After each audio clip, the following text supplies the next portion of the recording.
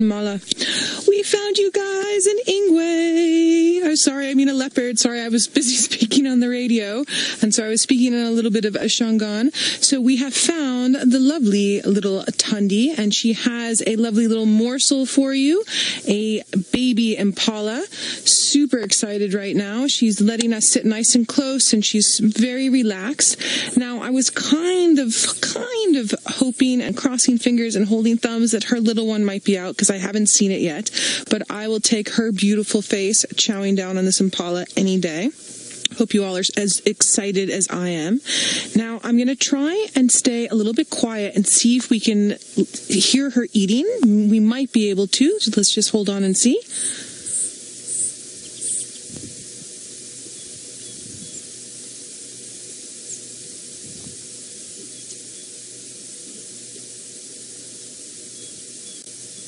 No, I think it's a little bit too soft. When she's using her carnassial shears, the sort of side of her molars, and she's getting the meat off, you can hear this crunching sound. But it's interesting because there's lots of bird noise and cicada noise and things around us as well, and also a little bit of wind, so it doesn't necessarily pick up. Oh, everyone, I'm glad you're as excited as I am. Now, guys, sorry, I didn't give the best update, so if you'll just excuse me, I'm just going to chat on the radio just very quickly, just so that the other guys know, because we've got the guests from Djuma who are also looking. Rexon or Aubrey for Noelle?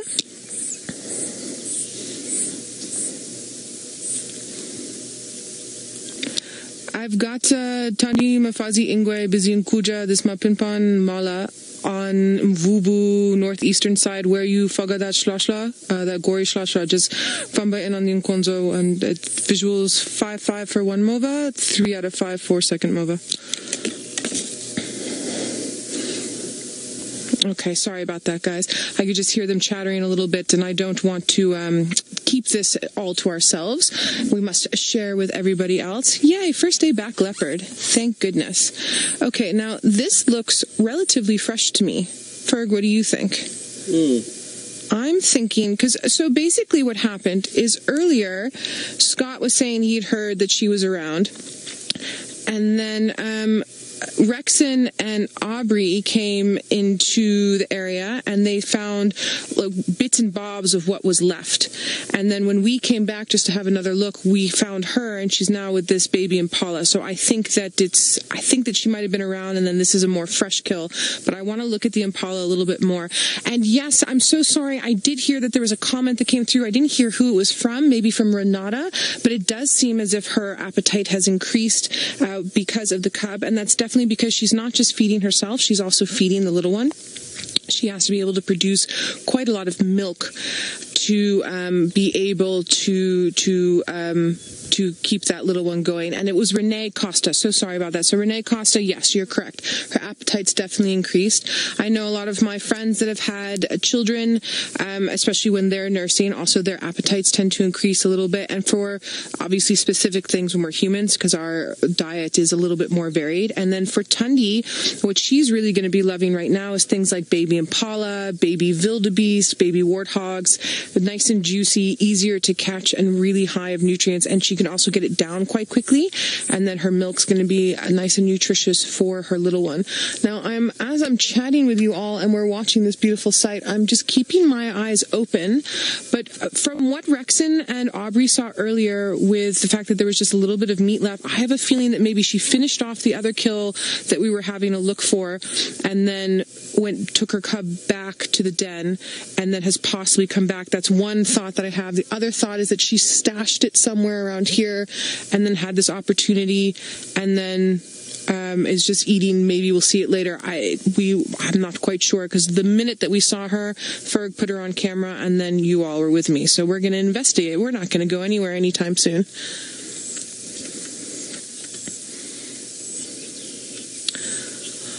John, super interesting question. You're wondering, when will Thandi's little cub start eating meat? So, John, if the cub was here, the cub would also be eating a little bit of meat with her, but it's still going to nurse.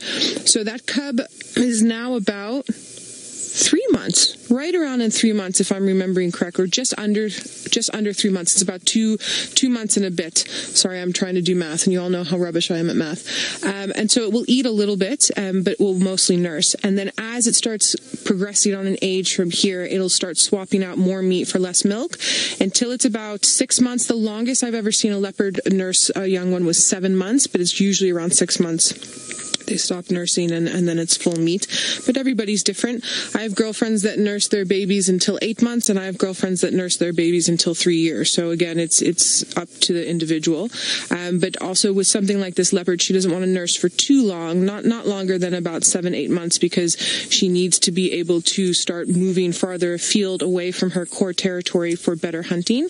Now, Thandi's done something really interesting where her birth has has overlapped with the birthing of a lot of small prey species, so it assists her and helps her out quite a lot.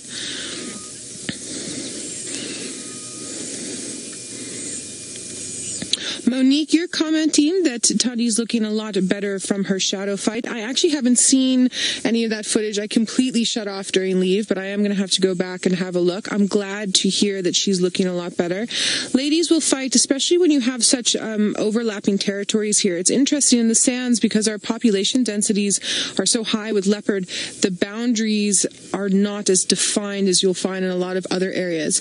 So you do get these funny little overlaps. And it's interesting because what I've noticed in the short time that I've been here is that part of Thandi's core territory and part of Shadow's core territory do have a bit of overlap. So obviously you're getting scenarios like what you saw the other day. So now you're going to start hearing another vehicle from behind me, and that's one of the Djuma vehicles coming in to come have a look at Thandi, so don't worry about that. And again, we're not going to go anywhere anytime soon. We're going to enjoy as much of this as possible. This is everyone's early holiday gift, and whatever holiday you all celebrate out there, we'll just count this as one of your prezzies.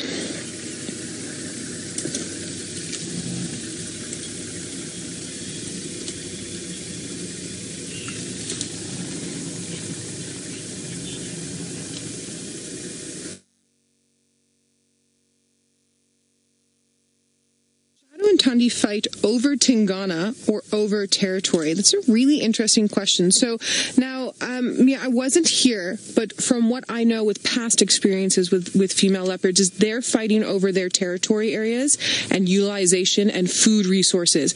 So as far as I understand with this particular fight, it had to do with a kill that happened within either one of the other's territory or along a boundary, one of the two, depending on how you look at it. Female leopards only want male leopards around when they're ready to mate. Other than that, they don't really want them around in general, especially when there's a little cub around. Because if Tingana, for some reason, decides that he doesn't think he's the dad of that cub, or even if he does...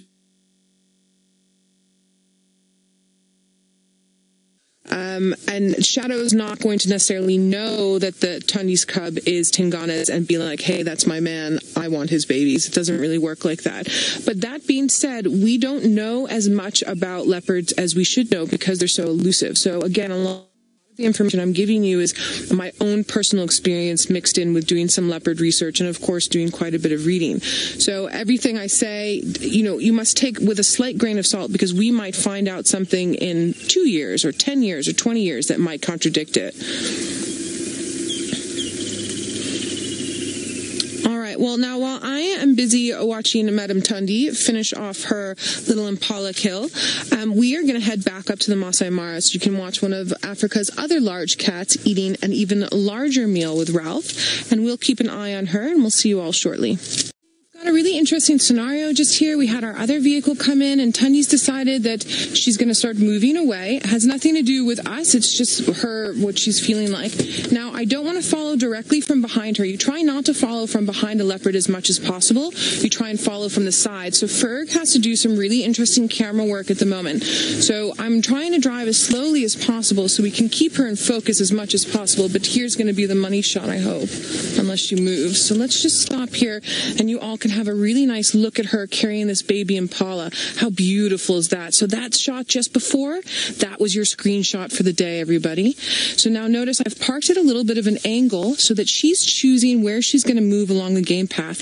I'm going to let her come directly in front of us and then move on a little bit more, and then I'm going to back up and again come around from the side, because I want her to do what she normally would do, which is exactly what she's doing now, without feeling like she needs to be doing anything different. And a lot of that has to do with her ability to see us. So now she's got that impala in her mouth, so her vision is going straight forward. So she's going to be wanting us to be where she can just see us at the peripheries, and that will make her comfortable. We also need to leapfrog with the other game viewer that is here so that everybody gets a chance to see what we are doing. Now, I've already slipped and fallen on the road today, and I saw that Tristan had a little issue the other day, and we all know about Taylor's mud incident. So I'm not going to be looking too much into camera at the moment. I don't want to hit a stump and either hurt Wendy or fall out of the vehicle. So if you all would just excuse my back of my head as we meander along. Now she's heading into a thicker area, and remember what we were talking about possibly her cub being here.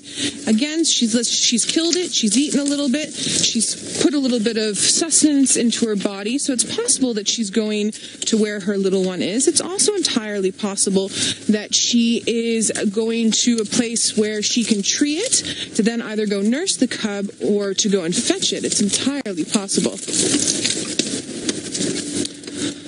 Faith, James Richard, hello and Merry Christmas tomorrow.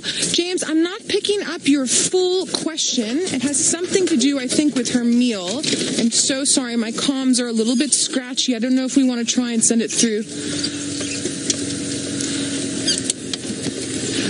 James Richard, you're saying you're so happy that it's your favorite leopard on screen now and that she's got a meal.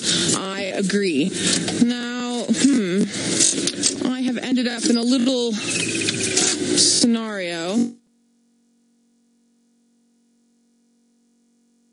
Tight, and everyone else, I just need you to just deal with whatever's going to happen now. Hold on at home, Berg says. All right, let's try this. Let's see if Wendy's up for the challenge. No, it's too deep. It's way too deep, unfortunately.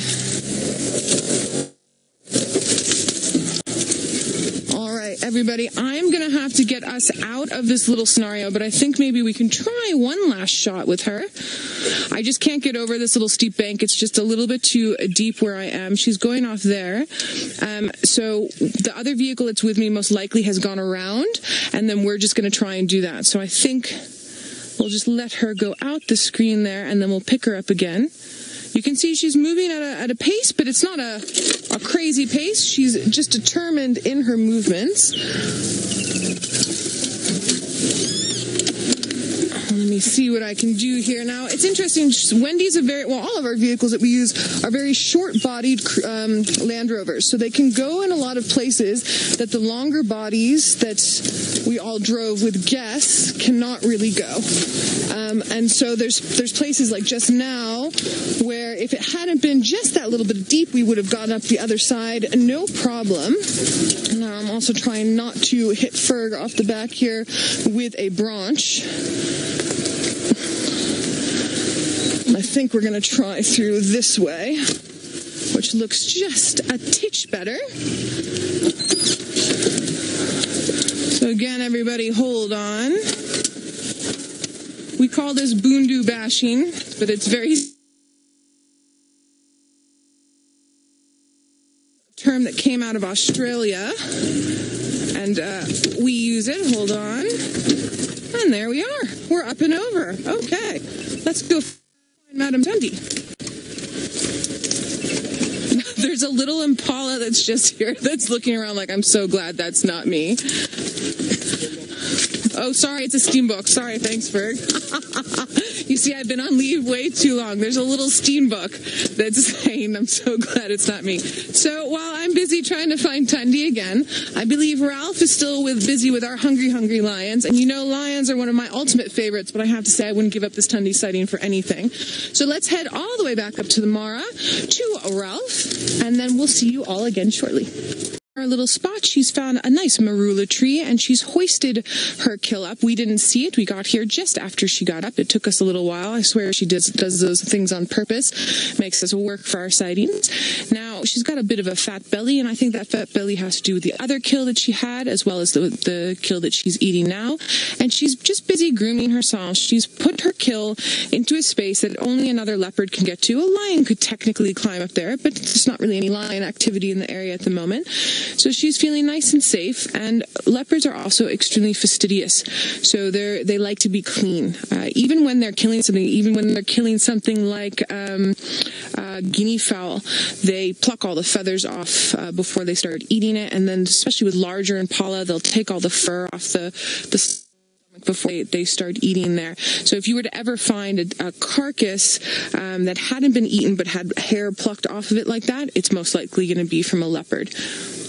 There's a little starling that's taking offense to the tree that Thandi has chosen. I'm assuming that there's probably a starling's nest somewhere around in here. It's not hopping sort of at her, but it is going from branch to branch. We'll keep an eye on it and see if we can show you in protest of this leopard that's climbed up. Now, we've talked about, there we go, there they are. We've talked about it before, where birds make alarm calls as leopards move through, and that has a lot to do with the fact that leopards will eat baby impala, they'll eat adult impala, they'll eat warthog.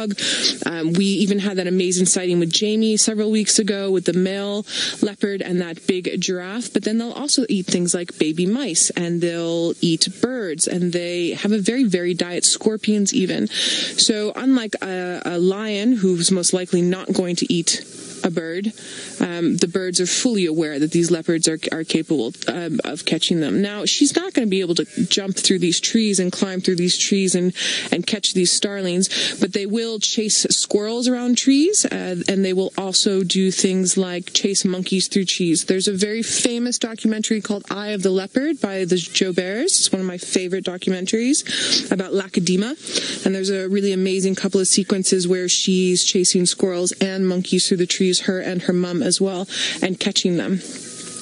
And now Thandi is tired. Look at that. It's a lot of effort. That's a small impala, but she walked about 500 meters, so about 5 American soccer ball field lengths, and then climbed up the tree, and she's been eating. She's super full. So now she's going to pant to help process that.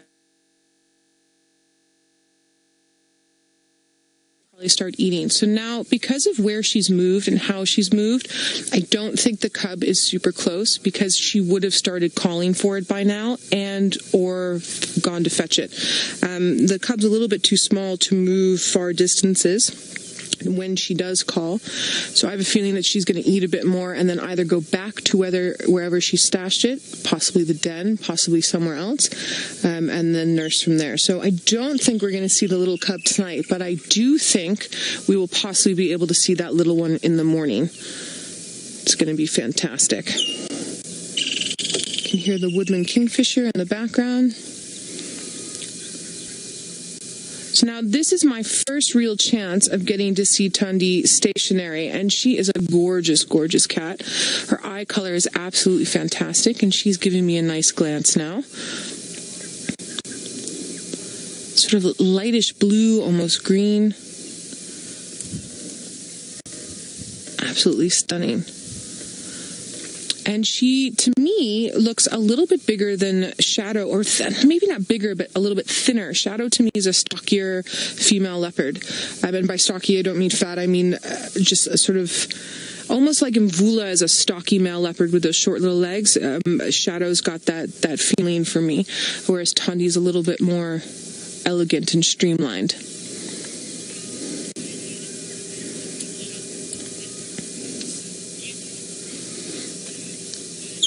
Coke Cider, you're saying that you're loving these shots, and aren't these the most beautiful eyes? And of course, you know, I definitely agree. Yeah, Thandi's been very kind and giving us some amazing screenshots for you all to do your gifts and memes. Maybe you can do a special Merry Christmas or Happy Holidays or Happy New Year one. I like the one with her carrying the Impala in her mouth for the holidays, for tomorrow and later in the week.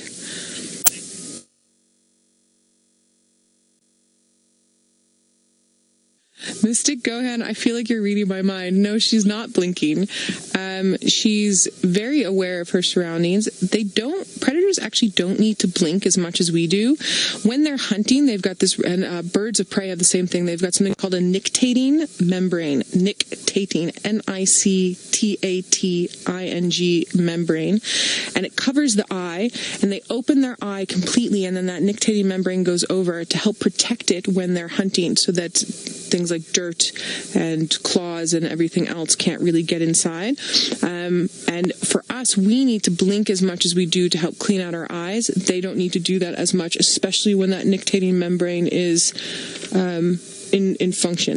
It shouldn't be at the moment. You would be able to see it a little bit. Sorry, I'm just getting slightly distracted in my explanation because I can hear monkeys behind us towards the lodge. And I know that Scotty D was busy tracking a leopard somewhere not far from us. So I'm wondering if that's possibly the leopard that Scotty D was looking for. I think he was saying that possibly Tingana was in the area. And as you all were talking about earlier, shadow and things. So we're definitely going to have to keep our eye out, and I'm sure Nikki will let Scotty D. See, Nikki's also reading my mind. Nikki's in FC, and she's passed on the message to Scott so that he can go and have a look while we're waiting here with our arresting leopard. Being hard, hey? Shame.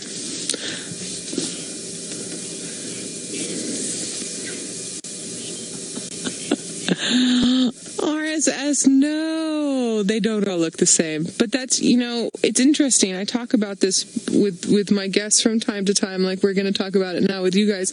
Is, for me, if I go to a city, all the buildings pretty much look the same. But out in the bush, everything looks different. But then if you're used to a city, every tree out here looks the same to you as opposed to the city that you're in. So I'm around leopards all the time, so I can definitely see the difference, just like you can see with people. But if it's not something that you're constantly physically focused on so that you know who you're dealing with, yes, they can sort of blend in. Now, one of the reasons why guides get so intrigued with who they're looking at is because of the personalities, specifically with leopards, and it also helps you know Thandi sometimes can be a bit grumpy, so you just want to make sure that you give her lots of space until she allows you to come into her space, which is exactly what we did now. And she's been really good with us. Every now and then you'll get a bit of a twinge, or you do something that's just they don't like, and so you just have to keep an eye on that. And the more time you spend with these leopards and or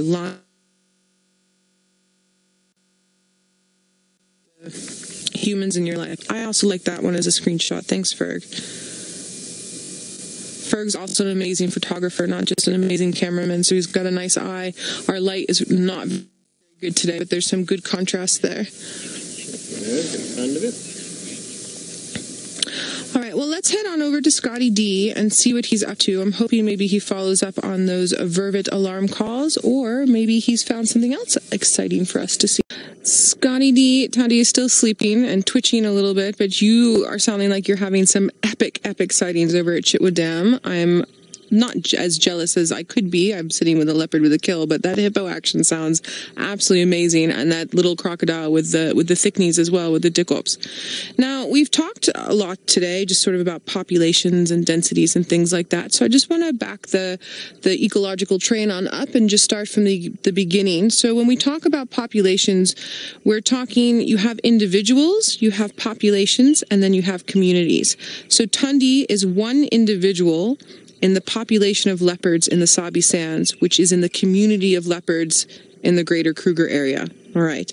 And the size of the area that is populated, or the densities of the population within an area, are very much dependent upon suitable habitat for whatever organism it is. So for this leopard, for Thandi, she would have to have suitable habitat, so things like this marula tree, although leopards are quite variable, but let's stick with this area for now. And not only is it the habitat where she's walking around and climbing up and putting her cub, but also the food that is within that habitat. So what you see with a lot of the larger organisms like Thandi, like this leopard, is that they tend to have lower population densities over larger areas because of the food they need to eat. But now that statement contradicts a lot of what we were talking about with large population densities in this area. So the Lowveld has per hectare, so 1 hectare is 2.2 acres for anyone that's in the States. Per hectare has the largest carrying capacity of any area else in South Africa. Oh, there, she's going to move for us. Oh, please jump, my girl. No, really? You're going to show us your back end and have a little scratch. So basically, the reason why our population densities of leopard in this area are higher than anywhere else in South Africa is because the prey species densities are higher because of the type of vegetation we have, because of the type of soil we have, because of the Drakensberg Mountains that are to our west. So traditionally, you would have lower densities of lion, leopard, elephant, impala, wildebeest in a given area, except that our area is sort of not breaking the rules, but more of an exception to the rule. And then the other things that sort of determine the size of the population, but also the distribution of a population like leopards, would be environmental conditions and variability. So the species like Thandi has to be able to be variable for the population to survive. And they are. We talked about earlier with how they eat scorpions and how they eat baby mice and how they eat birds, as well as this baby impala that we're seeing here. So that's another reason why in this area leopards do so well and why the population densities are so much higher, is because there's an abundance of not just the larger prey, but also of the smaller prey. And that's again because of how nutritious our soil is and the types of vegetation that we get here. It's interesting, though, because you would think that, okay, well, it's so nutritious, you must have a lot of different types of vegetation, and we do, but we don't have as many different types of vegetation as, say, you would find, oh, there she goes. She's doing such wonderful leopard movements for you now. Look how agile she is. She's literally just finding another branch to lie on. And also having a look around. Look at that fat belly. So some of that is fat because of what she's eating, but if you look there just before she laid down, it looked quite dark towards the back. That's where she lactates from. That's where the baby nurses from, where her nipples are. So that's getting a little bit wet. So again, might have been away from the little one for a little bit, so she's starting to produce a little bit more milk, and then also the food that she's eating there. So if we were to go towards the sort of Western Cape or Karoo area, it is not as nutritious there. And so you have to have more species in an area, specifically plant species, because they have to carve out a little niche.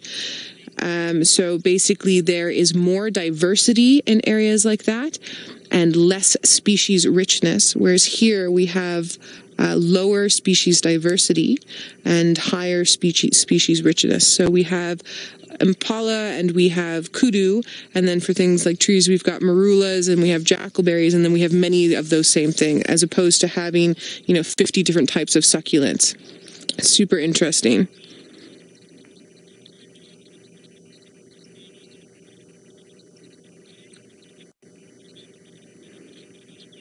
Christine, you're curious to know if Thandi has an uncomfortable belly because it's full of food or because of sore teats. Christine, I don't think she's uncomfortable with her belly. I think she's just uncomfortable in general on that other branch that she was on, and I think she's just repositioning. But I don't think that the full belly with the sore teats is helping the matter. I do think that she's trying to find a spot that's accommodating both. But you can see, especially when she's lying the way that she's lying now, she's just alternating her weight so that it alleviates, and then also keeping her balance at the same time.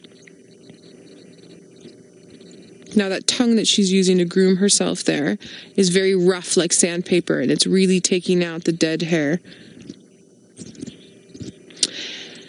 Sinatra, very good question. This is a marula tree. Very interesting question about what type of tree. Obviously, you were listening to me talk about all the different types of population densities. This marula tree has what you can see a lot of 90-degree or somewhat 90-degree angle branches, which makes it easier for her to lie on. So in this type of area, this is a type of tree that you would find a leopard in often. Sausage trees are also a good tree for leopards, and jackalberries. But that being said, I've also seen leopards in trees that you would never think that they would be in, all scraggly bushes. But most of those I've seen in completely different areas. So one of the places I used to work at in the Northwest Province is a lot more arid and has a lot of shepherd's trees. And those shepherd's trees are very, very cool inside the thick branches, but very scraggly. And that's where we found a lot of our leopards. Well, now we're busy waiting to see what else Madame Thandi will do. Let's head back over to Scott, who has some sort of antelope species and doing some sort of antic. Groomed herself, and now, of course, she's asleep again. This is what everyone will be doing tomorrow after you all have, well, whoever celebrates Christmas, after you have your Christmas lunch. Ferg, are we having Christmas lunch? No, we're not having. It's too hot here to have Christmas lunch. We had Mexican Christmas last night. Ferg says they had Mexican Christmas last night, and everyone's bellies are probably full from that. I like it. All right, but this is what would totally happen after Christmas lunch.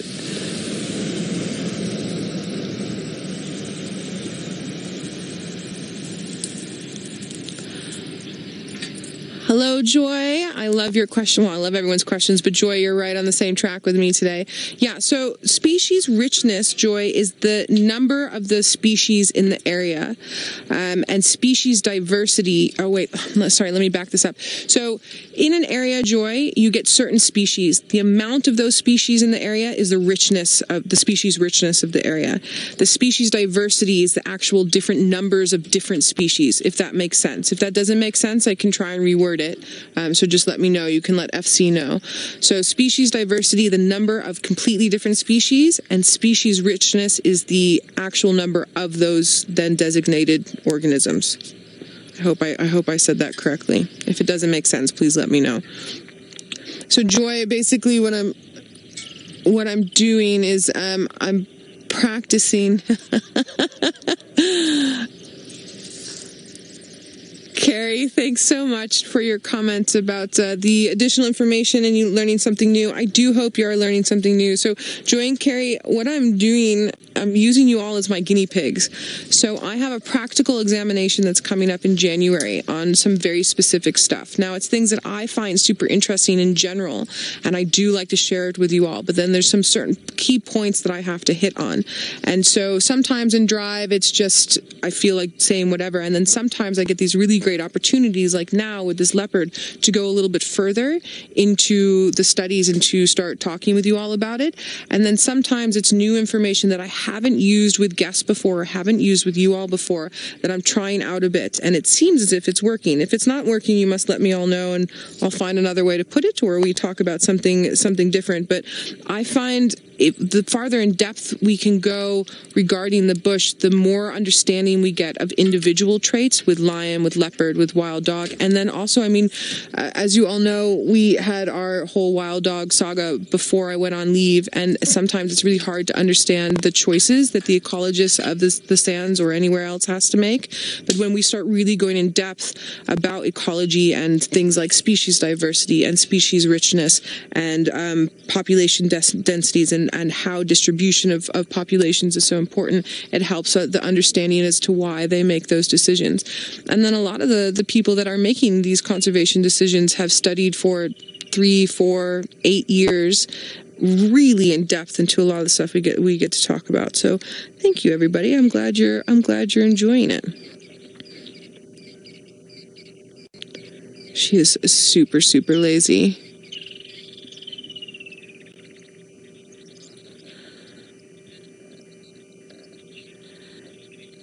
Adrian, thank you so much for your kind words. I'm also happy to be back, and happy that you all are happy to have me back. And then, Adrian, you're curious to know why, not why. See, Adrian, you can tell I was on leave because I can't speak English today at all. You're wondering, what is the largest prey species a leopard can pull up a tree?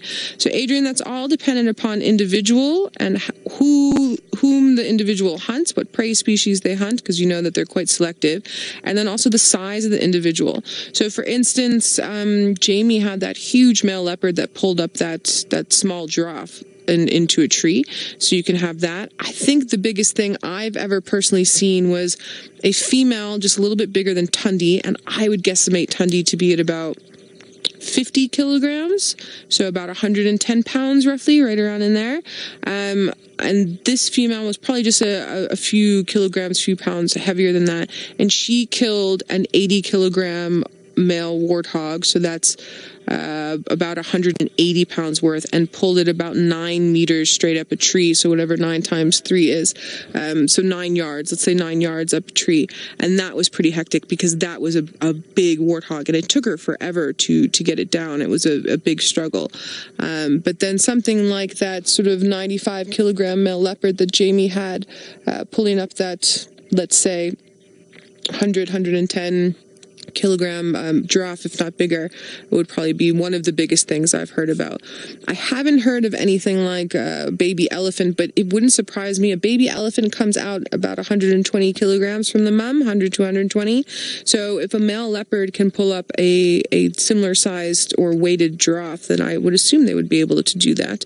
Although I have not personally seen a leopard kill a baby elephant, it would be within their jurisdiction if they were able to do that. She's giving you all some beautiful views now. She's listening to me talk to her about what she's killing. I'm not making fun of the size of your kill, Thandi. It's perfect. Yeah.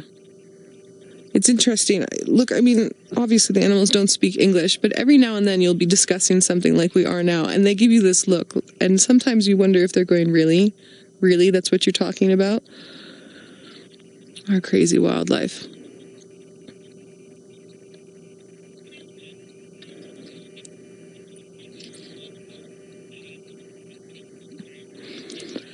Handy Cat, you're curious to know if I've ever seen a leopard fall out of a tree while sleeping, and that's a big negative. They're very agile. They know their body well. They know where to lie well.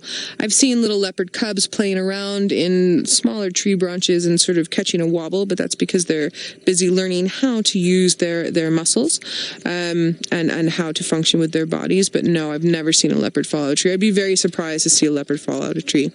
I have a friend who watched a leopard jump out of a tree onto a herd of impala and kill an impala, but that was strategic. That wasn't an accident.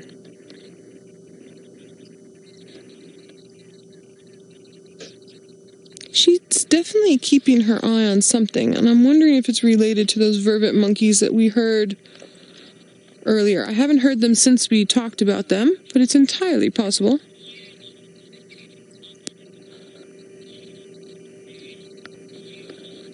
Eugene, you would like to know, are there different species of leopard in this area? So Eugene, in sub-Saharan Africa, and I believe I'm correct in saying on the whole continent, even in northern Africa, we just have the one species of leopard, which is Panthera pardus. And as far as I know as well, the only subspecies that I know of in sub-Saharan Africa is the Cape leopard. And I'm actually not sure if they've decided whether or not it's a full subspecies.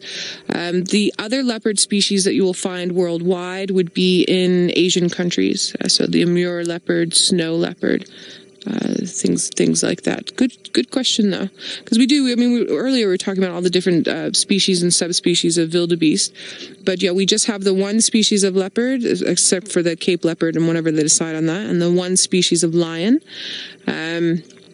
In sub-Saharan Africa, you will get, I would love to go see the Asiatic lions. There's only about 60 of them left. That would be super incredible. I do know there's someone that watches Safari Live who went and saw them recently because I saw them hashtagging photos. So if you were watching, I'm sorry, I can't remember who it was. That would be spectacular to know about. And I had guess, here she comes. Here we go, everybody. Let's watch her come down.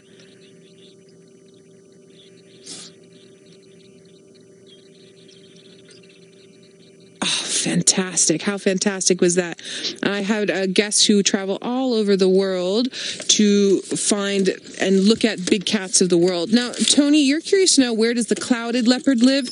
Tony, I'm going to assume the clouded leopard is somewhere in Asia, but I really honestly don't know.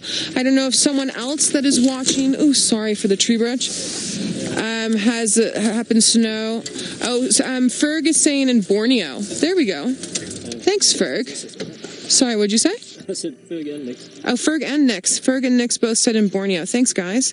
Thanks. I appreciate that. I've never seen this one. Oh, that's beautiful there. Yeah, Ferg saying that he's also not 100% sure, but that's kind of roundabouts where he's thinking it is. Do you want me to back up a little bit more?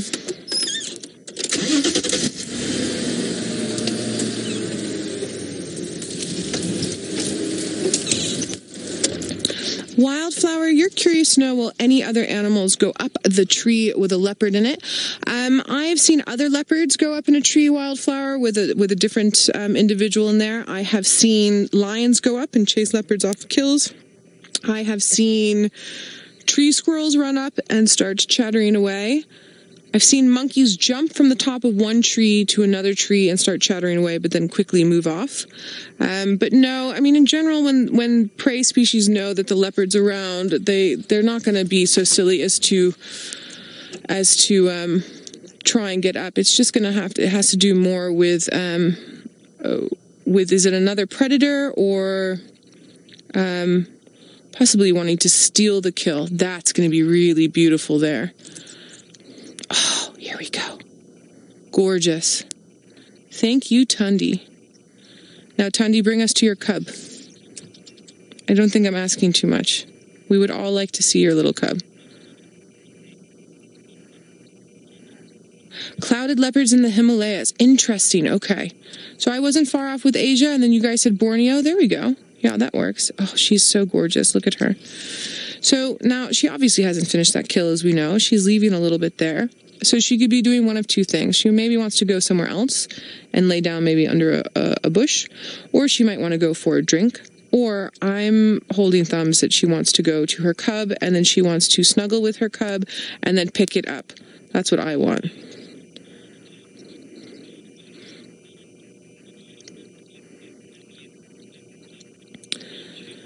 Be truthful, you're curious to know. Oh, there she scent marks.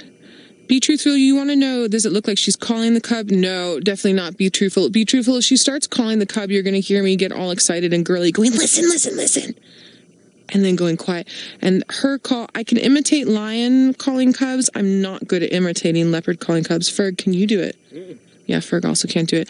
So if she does start calling, which because the cub is so little, she'll only do when she gets nice and close, unless it's still in the den, and then sometimes they don't even call when they're nice and close because they want to make sure that nothing else is around. So what we're going to do is we're just going to stick with her as much as I possibly can. And kind of see what she gets up to, and we might just get lucky. The general direction she's heading is towards the dam, so we'll see.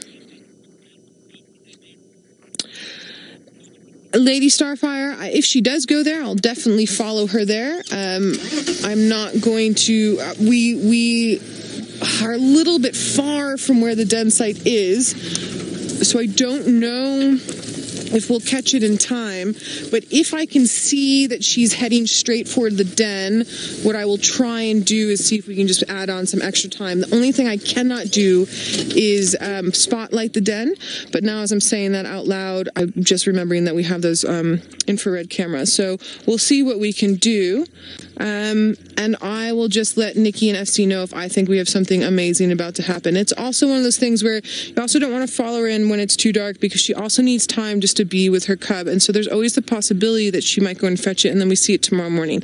But we have 20 or 30 minutes left, so let's see what happens. Let's take it easy.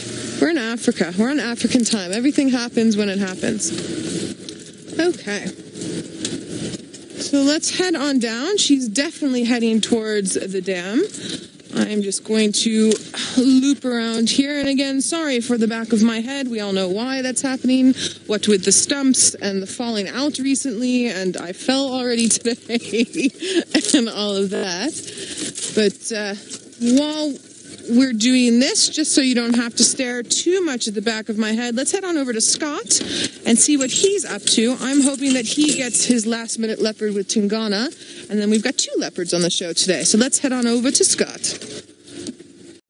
Okay, so she was just walking, like we were talking about, and heading towards the dam, and there was a little steenbok that was just up here that's caught her attention.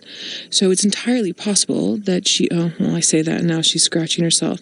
So she watched the steenbok for maybe a minute or 2, and then it bounded off as steenboks do. So she was half interested, but not fully interested. Obviously, she's quite full. Now, what I'm going to do is we are going to keep following her, but the path that she's taking is going to go past the other Djuma vehicle that's with us in the sighting, and I want to let them be able to have a photo without us in it. So don't go anywhere for me. You can stick with me. I'm just going to loop slightly differently. As I say that, I'm lying to you because she can see the steenbok again. Let's see if we can...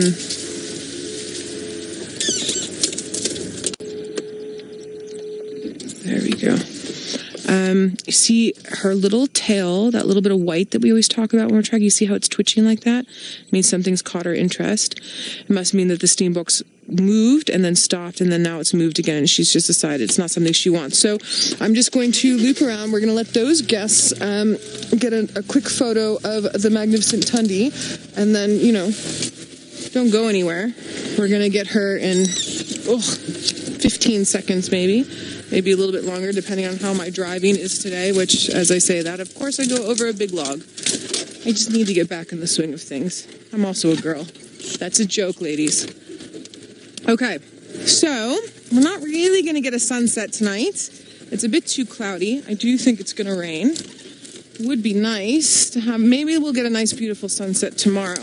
Now, something else that's interesting is if she's looking at that steenbok the way that she is, even with her full belly, I wonder if there's anything that's going to be down at the dam that might also catch her attention. Because the wind's really good. It's in our favor, her favor, I should say. And she's definitely going to go down and drink. The dam's just here to our right. And we are just going to meander around and get a nice little view on the dam wall for everybody. So any of you that also have the dam cam up, you're going to start seeing Thandi soon on the dam cam, and the birds are already giving her away. Let us get down and see if we can get a low angle. Ooh, let's go to Scott. Scott, I think Scott said something about Tingana. Go to him quickly. Yay! Scott got my nemesis leopard. I'm so excited. And we still have Thandi. So there's your 2 leopards for the drive. Excellent stuff. And she's just making it down to Djuma Dam to have a beautiful little drink. And the light is a really interesting soft light at the moment. So her pattern mixed in with this dark black cotton soil is really popping up nicely. There we go.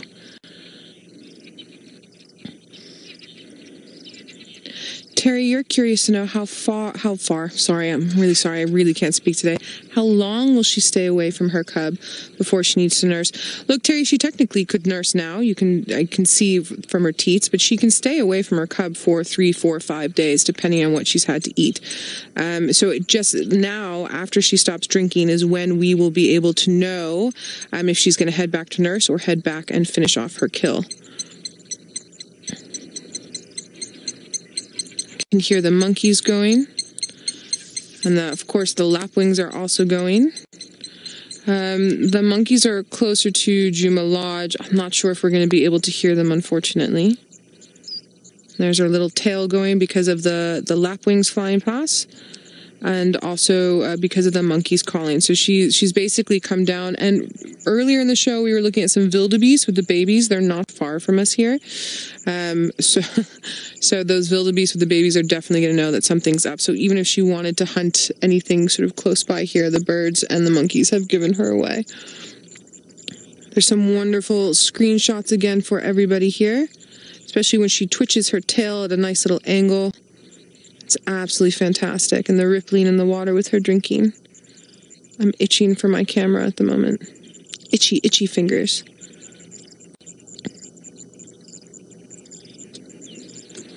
Now notice how, look, today was a warm day, but it wasn't super hot. Leopards don't have to drink a lot of water, but notice how the opportunity she's taking now. She's really going to drink as much as she can fit in there.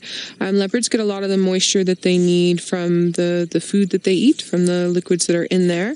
But this will help her digest her food more quickly. And I also have a feeling that when she's nursing like this, just like with humans, because, you know, we're also mammals, that you probably get slightly more dehydrated. So I'm actually curious, I would be curious to know, I should say, if anyone's done any research or found in their leopard research that females tend to drink more water when they are nursing, as a side thought.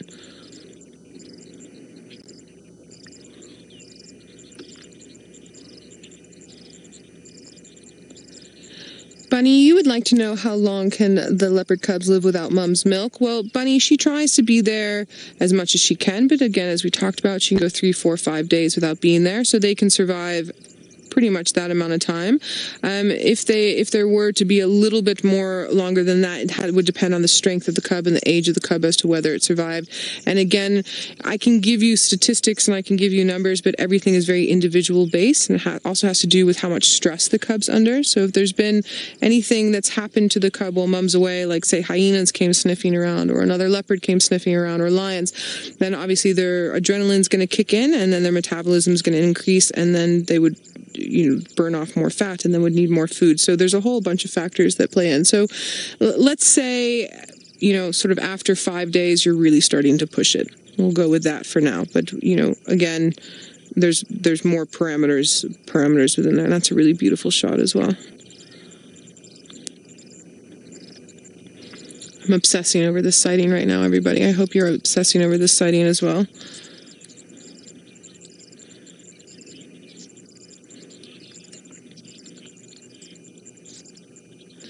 Mark, you're curious to know if a leopard would take the cub up a tree when they're being chased by lions. And Mark, most definitely, I mean, that leopard cub knows exactly what it needs to be doing to keep away from those predators. So depending on the size of the cub, when they're really, really tiny and need to be carted around a lot by mom, or when they're still blind, you know, after their first couple of weeks of being born, they're going to be stuck inside those den sites, inside the termite mound type things that we've seen. But let's say she was out with this little cub and a lion came around. I mean, that cub's already going to be somewhere like, say, up that tree, which is going to be harder for a lion. Now, if the lion got into the tree, which they can do, then the cub would just move farther up with mum into the taller branches that are harder for the lion to get in because they're heavier and that cub's smaller. Now, I've never personally seen a mum try to get higher up in a tree by putting the cub in the mouth, but I have seen the cub go up first and then the mum sort of standing towards a lower branch and hissing and growling. In that particular case was another leopard that was around. So the mum will also be protective to allow the cub to carry on and be in a space that is a better space for it. Well, thank you, darling Thandi. That was lovely. Now, please come up onto the dam wall and then stop in the middle of the dam wall and face us. Maybe groom yourself for half a second and then take us to your cub. I know I'm dictating a lot to Thandi today, but I'm desperate to see this little one.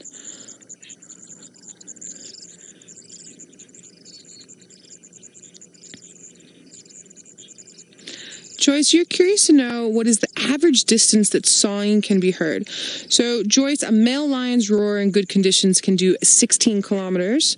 A male leopard in good conditions, the farthest that I know it can do is maybe 6 kilometers. But on average, it's going to be shorter. It's going to be sort of 2 or 3 kilometers. And then with a female lion, it's much shorter than the male. And interestingly, with the female leopard, it's actually just as far as the male. Maybe a little bit less so, but they call the males into their territory when they're ready to mate, and a male will have sort of 3, 4, 5 females within his territory, so their calls have to go a little bit longer. Thandi, you have 5 minutes to go to your cub, but you have to walk down the road. You're not allowed to walk through the drainage line because I can't follow you in there. Yes, she's absolutely stunning. But everybody, I have a feeling that what she's going to do is to go, oh, I could be wrong.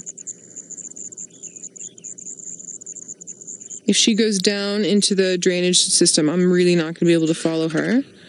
But we're lucky because I believe Tingana is on a kill. So we're not going to lose leopards in your last minutes.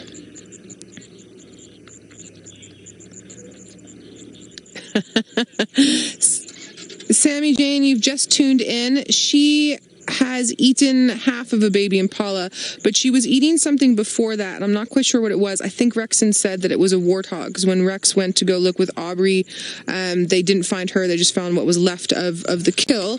And then when we went to just go triple check everything, I actually just wanted to show you the kill itself, and then we were going to talk about leopards. But when we went to go look, she was there, and she had a baby impala kill, which is super fun. Well, I think it's super fun. There might be some of you out there who think, oh, poor impala, but as we all know, she's feeding a cub, and unfortunately, that's what some of the baby impalas are meant to be this time of year, is food for mommy leopards and tinganas and all of that. So she is definitely heading down to the drainage line. I am just going to try and meander in as best as I can to get us a few more glances before she goes where we can't see her. Oh, where are you heading now, buddy? Wait a minute. What are you doing down there? No, you were just smelling. I got super... Ferg knew exactly why. I said, I was hoping that that's where she'd stashed her little baby and then she was going to bring it out. But I really honestly think that she's put the little one in the den site that Tristan found, that a lot of the other guys found. And then Tristan showed you the cub for the first time. And so... yeah, sadly, she's going to meander where we can't view her and carry on into the night. But we've had such a wonderful afternoon with her. If she sticks closer to the road, we'll be able to follow. If she goes more into the drainage line, we're not going to be able to follow. I also have to share this sighting with other vehicles as well.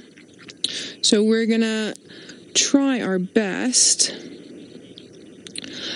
Oh, shame. Scott doesn't have Tingana anymore, but I'm glad that we did get a short visual of Tingana. I'm going to see if we can get another glimpse or two of Thandi before we have to say goodbye. Now, the reason why I'm saying we're not going to stick with her to the den is because for where she is and where she's walking, it's actually going to take her about another half hour, 45 minutes, maybe even longer to get to the den. So I think tomorrow morning is going to possibly be our best chance to see that little baby. If I thought she would be to the den within the next 5 or 10 minutes, we would definitely hold the show a little bit longer, but it is going to take her a while, and she might run into anything along the way, and then it would take her a little bit more time. Thanks everyone for wishing us a very Merry Christmas. We do appreciate that. I'm not going to let you look at my crazy face while we do this, but I think maybe we must look at our beautiful Thandi for our last little bit. Hello, girl. Are you going to come say hello to everybody? Here she goes. Well, it's been an amazing drive back, everybody. I really enjoyed being home and being back on camera with all of you. And we've had an epic day, of course. We are going to watch her carry on into the bush. She's actually now changed completely her direction and is heading a little bit back towards her kill. But again, maybe she's trying to give us the slip so that she can quietly go to her cub without us noticing. But we will have to check in tomorrow and see what has happened.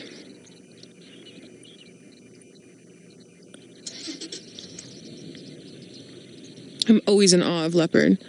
I always find myself getting very absorbed in how they move and how they function and how well they blend into their environment. I mean, you can see how clear her pattern was when we had her drinking, and now as she's meandering into the darkening bush, just how well she really blends into her surroundings and her habitat. They have created such amazing little niches.